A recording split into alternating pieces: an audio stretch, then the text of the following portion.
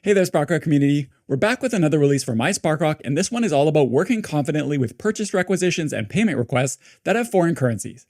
If your organization works with vendors or transactions in more than one currency, this release is going to make your day a whole lot easier. We've brought consistent currency information to the mySparkrock financial management screens you work in every day. In this video, we'll walk you through a full set of currency handling improvements across purchase requisitions and payment requests. So let's get started. In this release, we've delivered a set of currency improvements across both purchase requisitions and payment requests. These changes carry currency context through the entire workflow from the list view all the way to approvals. The document's posting date determines which exchange rate applies. So here's what's new. Both the purchase requisitions and payment request list pages now include a currency code column, so you can spot foreign currency documents right away. Local currency documents simply show a blank value so that foreign currency documents are more obvious. You can now change a document's currency directly from the detail page on draft documents. If the document already has lines, changing the currency brings up the confirmation, letting you know those lines will be cleared. Confirm to apply the new currency or cancel to leave everything exactly as it was.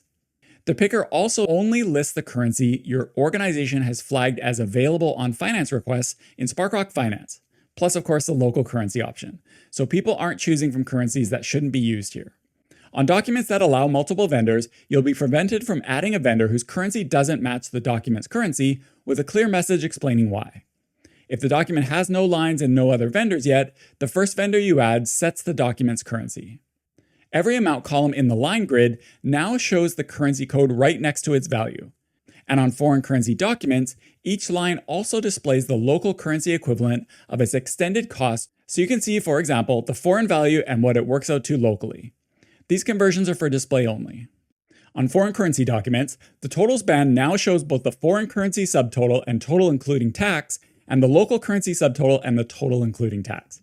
Everything recalculates automatically as you add, edit, or remove lines. Local currency documents continue to show just a single set of totals.